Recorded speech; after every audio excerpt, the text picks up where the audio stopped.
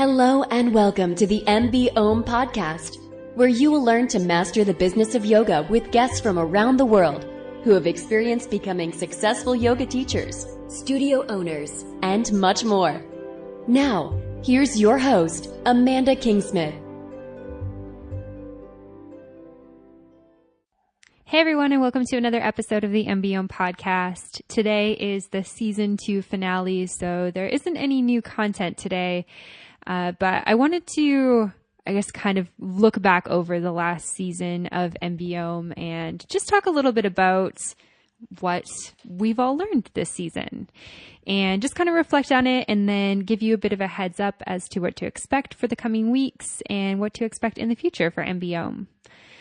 And so Season 2 kicked off back in October, which is pretty crazy. It was in the first month that I was in Asia, and I kicked it off with a really interesting episode with somebody who isn't a yoga teacher. And for the most part, I talk with yoga teachers or yoga studio owners or people who are involved in the yoga industry. But I talked with Levi Morehouse, who is the CEO and founder of Ceteris, which is a cloud-based accounting company. And I think that business in general becomes this word that we have a lot of ickiness around, but accounting as well. I know for me, I hated all of my accounting classes in business. I definitely have no interest in becoming an accountant, and I certainly hate tax season, amongst other things. So this was one of those episodes where I wasn't really sure how it was going to do on the podcast, but I think that to have a good business yoga podcast, we do need to talk about those things that we don't really love. We can talk about things like taking great Instagram photos and sending fun newsletters, but we also need to talk about the realities of what it takes to run a successful business. And I think that my key learning here was that there are people who are really passionate about things like accounting the way we're passionate about teaching yoga. And it's really important to let those people do their thing and reach out to them and allow them to help you. So that was my big takeaway from that. Then I had Kaylee Doherty, who is the founder of the Banff Yoga Festival. She chatted a lot about what it took to run a yoga festival. And she's the first person I've talked to who started a yoga festival. So it was really interesting. I think that it's one of those things that as teachers, we get really caught up in, I want to teach for this yoga festival. But it's really cool to think about running one as well. Of course, it's not for everyone, but I loved listening to her passion for running this event. And then episode 34 was with Satara Fields, and we talked a lot about being a private yoga teacher. She's a mom, which is kind of a trend for a couple different episodes on this season. And she talks about how she mostly teaches privates. And I really, really believe that as yoga teachers, we're yoga entrepreneurs, and what an entrepreneur has that somebody who maybe is tied to a 9-to-5 job doesn't have is lifestyle design. And we talked a lot about lifestyle design in this episode and in this season in general. And I think that's something that I really learned from the episode with Satara is that you can really choose how you want to set up your career. Maybe you're not a mom, but maybe you have something else on the side, and how you have the ability to set up a system that really works for you. Moving on, I had another really great episode with Jeff Ma, who is the owner of the Yoga Lounge based out of Canmore, Alberta. If you're ever passing through the area, make sure you stop by. It's my favorite yoga studio in the world, and I've practiced all over the world. And he just talked about the business of owning a yoga studio. And something I love about our conversations is that he's so real. He's so frank. He's so open about what it takes. And I think that that's what we need. We need to talk about these things that are challenging because, of course, you can love yoga. You can love owning a yoga studio, but there's going to be challenges, and that's the reality of it. And so something that I really learned from him is just being open and honest and being okay with the fact that you're going to make mistakes along the way. I also talked with Jen Corley, who is from We Travel, and we talked about yoga retreats. And she told me a lot about the back end of We Travel and how they help yoga teachers, which is super, super cool. And just talking about a couple of different things with leading a yoga retreat. And I had 2 really great episodes in this season from 2 different guests about yoga retreats. So Jen Corley was one of them, and then Julie Zuzak from the Corporate Yogi and Retreat U is another one. And I've never held a retreat, so I find these episodes really, really insightful and just full of learning. Everything from, how far in advance should you market? Where should you market to? What type of designing should you do? How do you pick a place? How do you pick a retreat center? Do you pick a retreat center? And that type of thing. So if you're interested in retreats, those are great episodes to dive into. I also talked with Laura Fraser, who she just reminds me so much of myself in a lot of ways because has multiple passions, and we talked a lot about that on the episode. And she teaches part-time. She does lettering, she does marketing, she does so many different things. And then she also has a website for the business of yoga. So she's got all these different fun projects that she's done. She's run a podcast at one point, and I think she's just a great example of seeing what you can do with your yoga career. And again, lifestyle design. What do you want to do? How many days a week do you want to be teaching? How often do you want to teach? And knowing that if you're passionate about something outside of yoga, you can have that and be a teacher too. And it's kind of similar. I also talked with Danielle Joseph about kind of a similar topic. She specifies more in branding, but she's a yoga teacher, and then she runs a branding business for yoga teachers. And then she also has a branding and design business just for anyone else. And we talked a lot about branding, of course, like how to brand your business, but then also how to have multiple different brands, which was something that I've been struggling with, since I started doing this. And those are really great episodes if that's where you're at. And I found that I learned so much from those, which was amazing. I also talked with Andrew Mile, he's from Edmonton, and he's a full-time yoga teacher. We talked about sustainability, which is so important. If you're going to teach full-time, you need to find a way to be sustainable. And the biggest thing I learned from him is that you can continue to have free offerings, but you can't offer things free all the time. And that you need to find ways to sell bigger ticket items like workshops and retreats, and, having that balance of teaching so many classes in a week, but still, gaining a following, getting clients, and then being able to have these bigger offerings that kind of balance out your salary. And there's a lot of great tidbits of knowledge in that episode. I brought Tara Koenig back onto the podcast, and we talked about teaching in a saturated market, which if you live in a small town that has a lot of yoga, like her and I do, you'll definitely vibe with this. I think the biggest takeaway from this episode for me was think about what you're good at and go with that. Think about what you're interested in, what your unique offering is, and roll with that. See if there's a market for that in your town, even if it's small, because people are looking for things that are different. Another great episode I did was with Reno Muniz, who is an amazing Kundalini teacher out of Vancouver. We talked a lot about balancing spirituality with business, because he's a business owner, but he's also a Kundalini teacher. He's a practitioner.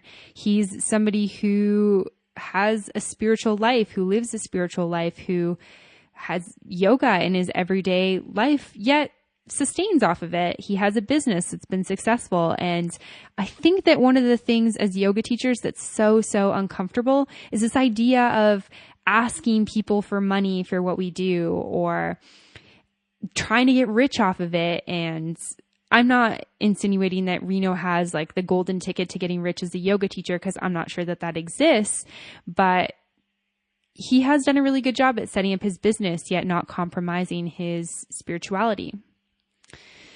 I also talked with Randell Lusk, who is Calgary teacher and practitioner, and she's also a Lululemon ambassador in Calgary. And we talked a lot about finding your purpose with teaching and achieving your goals. And she set some really clear, tangible goals for herself that she's achieved over the last couple of years and is continuing to achieve. And I left that episode just feeling so inspired. It's really easy to get caught up in the teaching mentality of, I have to offer to my students. But what about you? It's your career. What do you want out of it? And I think that that's something I really came back with from that episode.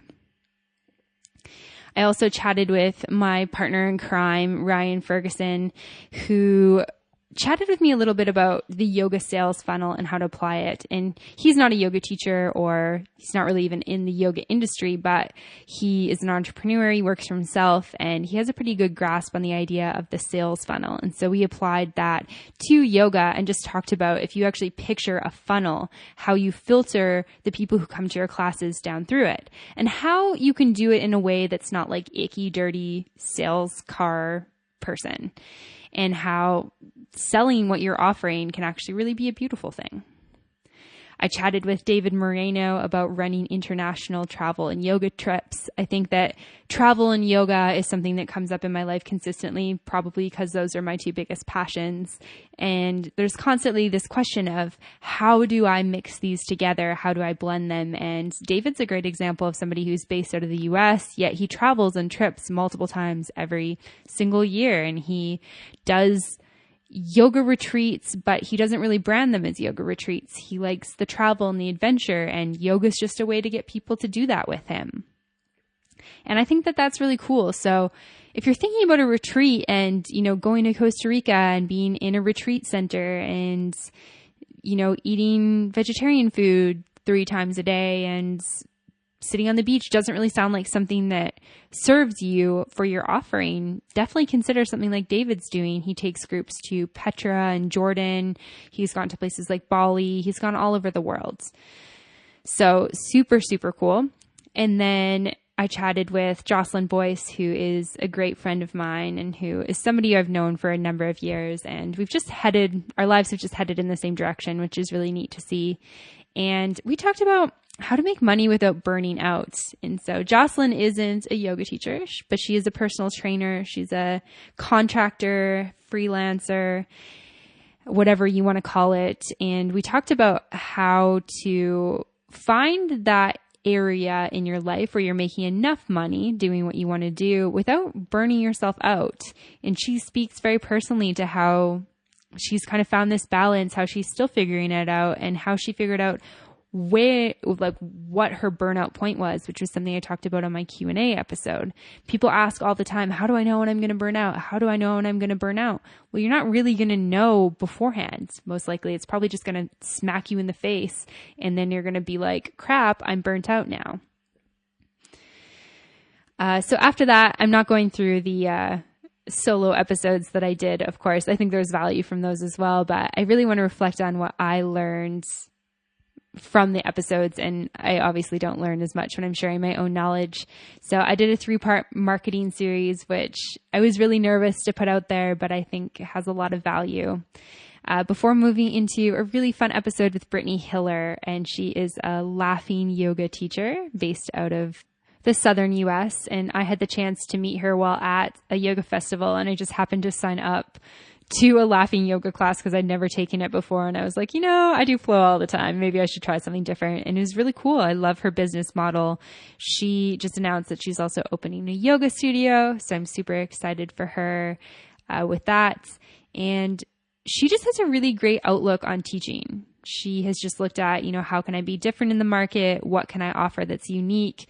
How do I really thrive as a yoga teacher? And she's just kind of rolled with that, which is super, super cool. So if you're kind of struggling to find where you fit in with your teaching, or you're a newer yoga teacher, I would highly recommend this episode. And then alongside with that, I talked with Elsa Rose Easterbrook, and we talked a lot about niching in that episode as well, because she teaches yoga for athletes. She teaches sports yoga, and she came from a sports background, so that works for her. So, you got somebody like Brittany Hiller who teaches laughing yoga, and then somebody like Elsa Rose Easterbrook who teaches yoga to athletes, and they're both super successful with it. And I just love the differentiation that happens with that. So if you're trying to figure out what your niche is and it's just not coming to you, or you're just not sure, I would definitely recommend checking out some of these episodes, because I learned a lot about how to figure out what you want to do, how to figure out your niche, trial and error, of course, and then how to just narrow in on it and roll with it. And of course, if it doesn't work for you, you can always change it. And then I had 2 really fun mom episodes on the podcast. I'm not a mom myself, so it's really interesting to talk with other people who are moms who balance having a career and having a life and being passionate about yoga with being a great mom. So I talked with Jenny Parham, who is a studio owner. She's been an entrepreneur her entire life, raising children. And then I also talked with Chanel Nielsen, who is kind of in a unique situation that's different to Jenny's, where she's really prioritized her family and she's really fit yoga in around that. So if you're a mom, if you're entering the stages of motherhood or fatherhood and you're not really sure where yoga fits into that, I think that these amazing mothers could give you a lot of insight into that. And even if you're not a mom, but you have other things that you want to kind of like puzzle in your life or other priorities, I think there's a lot to be gained from how they do it as a mom. And then I had a great episode with Lauren Lapointe on creating online courses. And online courses have really blown up over the last couple years. I've made a couple myself and had some decent success with making money with it. I think it's a really, really good way to make money online, which is why a lot of people do it. I think something that we talk about quite a bit in the yoga world is, we rely on our bodies. What happens when you get older? What happens when you injure yourself? What happens when you need a vacation? You have no backup. And having something like an online course that can consistently generate income for you is really, really handy. And so Lauren talks through a lot of what she's learned. She has thousands of students on Udemy, and she's been really successful with the 4 courses that she's created. So lots of great insights there. One of my biggest learnings was audio matters more than video. Video was something I really stressed about my first online course, and I felt like this was really reassuring to hear. I also brought Carolyn McPherson back on the podcast. The last time I chatted with her in season 1, Carolyn was over in India. She was teaching at an ashram there, and now she's over in Zambia running yoga retreats. And so if you need a little dose of inspiration from somebody who is really living their dream and executing their dream life, Carolyn is your girl. She will instantaneously inspire you. I also chatted with Kurt Johnson, who has been an entrepreneur his whole life. He created American Power Yoga. He's now created a brand called Simplified Genetics. And we really just talk about entrepreneurship and creating these big brands. And I think something that's really interesting is the idea that not everyone's cut out to be an entrepreneur. And maybe there's something to say for that, but I don't really think that it's like a cut of meat. I think that it's more you choose what you want to do, or you choose what's going to work best for your life. And not all of us want the responsibility of running your own business and not having a stable paycheck. And I think that Kurt is a really great example of somebody who's just always been drawn to entrepreneurship. And he talks about it as if it's like common sense. Like, of course I just do this. Like, yeah, that makes sense. Sometimes it's hard to relate to that if you're not that type of person. But I think that, he does a really great job at talking about what he did do. And I certainly don't think that it's stuff that nobody else could do. So if you're interested in becoming an entrepreneur, opening up a yoga brand, maybe another company, definitely check out this episode. I chatted with Suzanne Riker, who I had the pleasure of meeting in Bali, and we talked about digital marketing. And Suzanne is my go-to marketing guru. She has so much great stuff up on her website, Happy Yoga Marketing, where you can find out about Instagram hashtags and newsletter tips and tricks. And so we run through all of that type of stuff. Social media, newsletters, developing passive income, although she doesn't like that term, but things like courses or groups, things that can generate money if you do happen to get injured.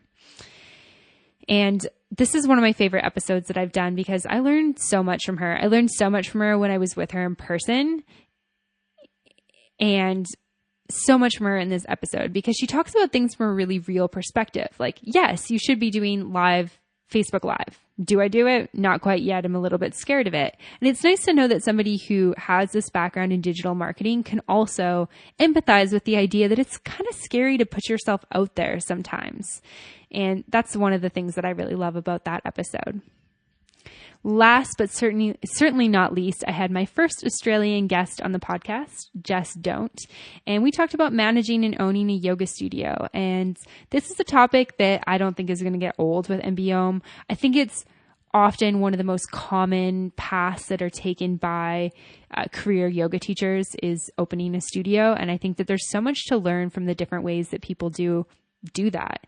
And one of the biggest things that I took away from the interview with Jess was that they opened up a concept that wasn't really working in their neighborhood, and they had to listen to the feedback they got from their clients and change what they were doing, reframe, restructure. And she was open to that, which is super cool.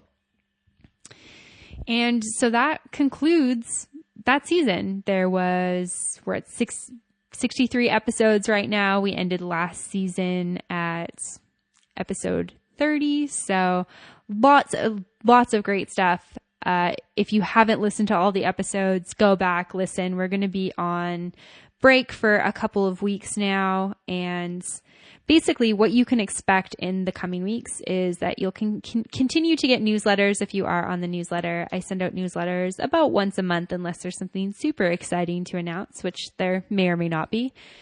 And of course on social media at Mastering the Business of Yoga. You can find me on Instagram and Facebook. I'm going to continue to post. I'm not going quiet. And of course, there's going to be new blog content. If you're not caught up on the blog, check out mbomyoga.com. There's lots of great resources up there, lots more to come.